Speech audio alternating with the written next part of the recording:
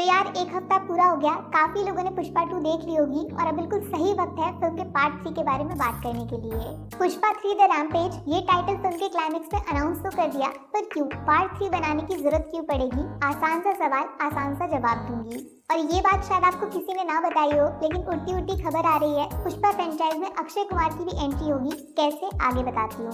छोटी सी वार्निंग उन लोगों के लिए जिन्होंने अभी तक फिल्म नहीं देखी है, ये वीडियो आपके लिए नहीं है। अंदर बहुत सी डिटेल्स हैं जिनके बाद फिल्म पूरी तरह स्पॉइल हो सकती है। तो नोटिस किया होगा कुछ सीन्स हैं यार जो हमने फिल्म के ट्रेलर में तो देखे थे, बट फिल्म के अंदर से पूरी तरह गायब निकले। मतलब डायरेक्टर सुकुमार के दिमाग में बहुत पहले से पार्ट 3 का आइडिया चल रहा था, इसी वजह से काफी सारी चीजें अधूरी हैं जिनका जवाब पुष्पा 2 में दिए बिना ही फिल्म खत्म हो गई। बस यहीं पर पुष्पा 3 की जरूरत पड़ती है। आसान शब्दों में बोलूं तो पार्ट 2 सिर्फ एक पुल की तरह है जो पुष्पा फ्रेंचाइज को कहानी के फिनाले तक लेकर जाएगा।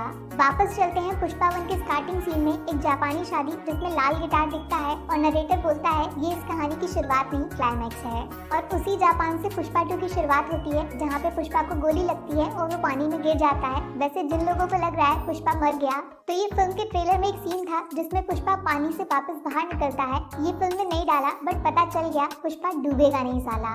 लेकिन पुष्पा जापान गया ही क्यों? वो भी एक मजदूर बनके 40 दिन कंटेनर में बंद रह के इतने पावरफुल आदमी को ये सब करने की जरूरत पड़ क्यों गई? पुष्पा 2 का क्लाइमैक्स देखा, सारे दुश्मन जितने भी हैं सब एक साथ मिल गए। सबसे खतरनाक प्रताप रेड्डी और मंगल श्रीनु प्लस जॉली रेड्डी। और पार्ट 3 का टाइटल भी है रैम्पेज, माने झुंड बना के किसी पे अटैक करना, सोचा समझा प्लान बना के। माने सिंडिकेट का निशाना अब कोई और नहीं खुद पुष्पा है।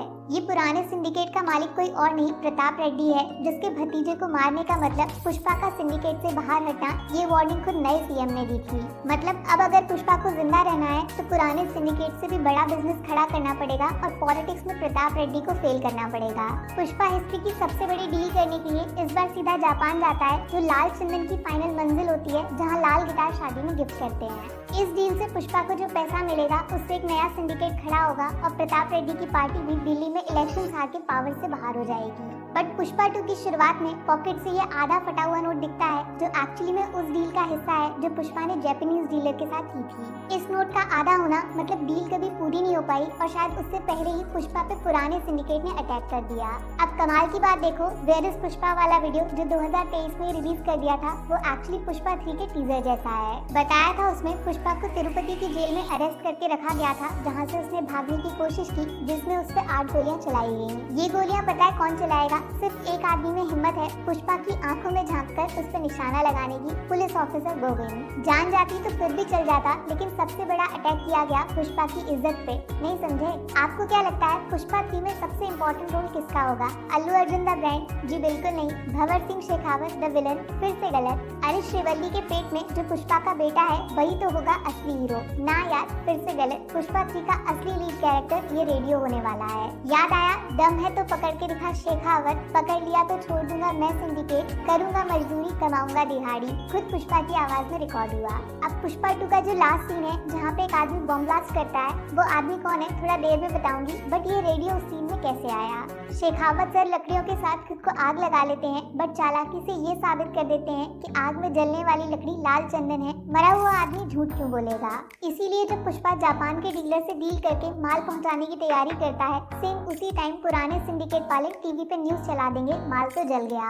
इधर पुष्पा की इज्जत जाएगी, उधर उस पर गोली चल जाएगी, जिससे बचने के लिए पुष्पा को जंगल में छुपना पड़ेगा। बट जापानीज डीलर को लगेगा पुष्पा तो चीटर निकला, एक नई दुश्मनी की शुरुआत हो गई। इसीलिए पुष्पा 2 के स्टार्टिंग सीन में पुष्पा साफ साफ बोलता है इंडिया का माल तो जापान आया, बट जापान का पैसा कभी इंडिया पहुंचा ही नहीं। और जैसे रेडियो पे खुद पुष्पा ने बोला है, अगर उसके माल से एक लकड़ी भी पकड़ी जाती है तो वो फिर से मजदूर बन जाएगा, दोबारा मेहनत करके पैसे कमाएगा। इसीलिए नोटिस किया होगा पुष्पा के जापान सीन में जो उसने टी शर्ट पहनी है वो सेम टी शर्ट है जब पुष्पा जंगल में मजदूर बन के लकड़ी काटा करता था।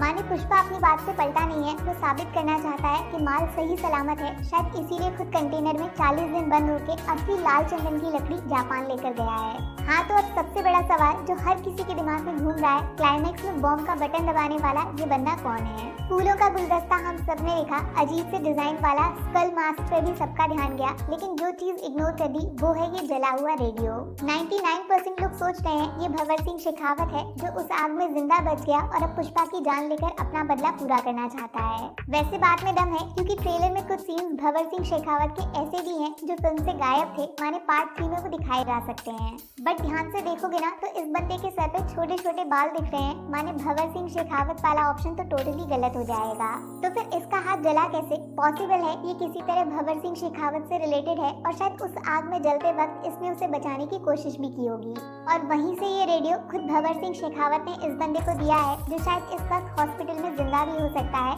माने दिमाग पुराना दुश्मन नया। पता चला एक वीडियो भी वायरल हो रहा है इंटरनेट पे जो पुष्पा 2 का बता रहे हैं, जिसमें लाल लकड़ी के पास जलते हुए किसी इंसान को पुलिस वाले बचाने की कोशिश कर रहे हैं। माने शेखावत जिंदा है, लेकिन ये सिर्फ मुझे और आपको बताया जाएगा, जबकि तिरुपति माने जहाँ पुष्पा की कहानी चल रही है वहाँ ये न्यूज उड़ेगी कि पुष्पा की वजह से शेखावत ने खुद को मार डाला और शायद इसीलिए वेयर इज पुष्पा वाले वीडियो में पुलिस को मौका मिल गया है पुष्पा के पीछे हाथ धो के पड़ने का और उसे फाइनली जेल में डालने का। गोविंद सर का कमबैक बहुत सॉलिड होगा और याद है ना पुष्पा ने खुद बोला था वो ऐसे ऑफिसर को सैल्यूट करेगा, शायद इसीलिए पुष्पा चुपचाप जेल चला जाएगा। वैसे जो लोग टेंशन ले रहे हैं कि इस ब्लास्ट में पुष्पा की फैमिली जिंदा बचेगी या नहीं, तो बॉस ट्रेजेडी गारंटीड है, कोई तो पक्का मरने वाला है। ये चेहरा पार्ट 2 के लिए काफी इम्पोर्टेंट था। रप्पा रप्पा करके पुष्पा ने जो काली माता का अवतार लिया उसके पीछे का रीजन भी यही लड़की थी और लास्ट में ये शादी भी इसी लड़की की हो रही है। क्या पता उस ब्लास्ट में इस लड़की की जान चली जाए और पुष्पा ने जिसको 2 बार बचाया तीसरी बार वो लड़की सच में मर जाए। पुष्पा की स्टोरी में फैमिली सबसे इम्पोर्टेंट है और जब फाइनली पूरा मुलेटी परिवार एक साथ आया तो इस नए विलन ने परिवार को ही छोटा कर दिया। या फिर पुष्पा के सबसे क्लोज है केशव, उसका बेस्ट फ्रेंड। इवन फिल्म में डायलॉग है जब पुष्पा बोलता है वो रिटायर होके पूरा बिजनेस केशव को सौंप देगा। बट जापान वाले सीक्वेंस में पुष्पा अकेला आया है, अब केशव जिंदा हो और पुष्पा के बगल में खड़ा ना हो ऐसा हो नहीं सकता। कहीं इस ब्लास्ट में केशव का दी एंड तो नहीं हो गया। यहाँ से सेटअप होगा बड़ी लड़ाई का, जब पुष्पा सब कुछ भूलकर सीधा इस नए विलन के पीछे पड़ेगा और इमोशंस के चक्कर में बहुत सारी गलतियाँ करेगा। गलती से याद आया, विजय देवरकोंडा माने अर्जुन रेड्डी, हिंदी में कबीर सिंह, इनका सोशल मीडिया पोस्ट सबसे बड़ा हिंट है पुष्पा पार्ट 3 विलन फेस के लिए। डायरेक्टर सुकुमार को बर्थडे विश किया, लेकिन रिटर्न गिफ्ट पुष्पा फैंस को मिल रहा है 3 शब्द, राइज रूल रैम्पेज। इस पोस्ट में 2022 में क्या कर रहे हैं? साफ बोला है सुकुमार के साथ अपनी फिल्म को शुरू करने का इंतजार कर रहे हैं। अब पुष्पा 3 का टाइटल रैम्पेज, इतनी बड़ी चीज सिर्फ इत्तेफाक नहीं हो सकती।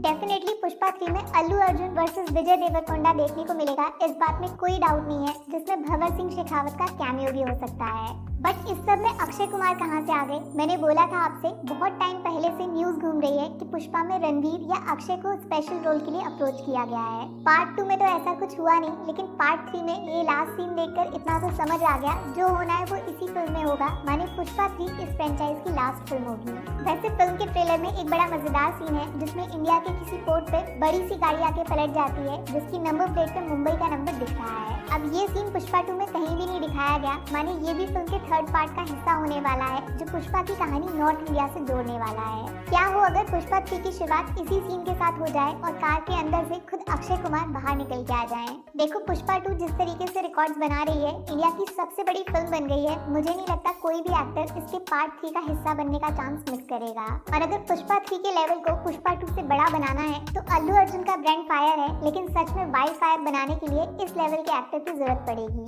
फिलहाल गुड न्यूज ये है कि पुष्पा 3 जरूर आएगी और शायद जितना सोचा है उससे बहुत जल्दी रिलीज होगी, क्योंकि काफी सारे सीन्स ऑलरेडी शूट किए जा चुके हैं। अब देखना इंटरेस्टिंग होगा पुष्पा का अंजाम वाकई बुरा होता है जैसा गोविंद सर ने बोला था, या फिर पुष्पा के सामने जापान को भी झुकना पड़ेगा। वैसे पुष्पा की एंडिंग से अगर फुर्सत मिल जाए, किसी दूसरी फिल्म में दिमाग लगाने का मन करे तो किष्किंधा कांडम देख लेना। फिल्म हिंदी डबिंग में अवेलेबल है और क्यों 2024 की one of the best suspense thriller है, वो वीडियो मेरे चैनल पे देख लेना। मिलती हूँ फिर से जल्दी। Take care, bye bye.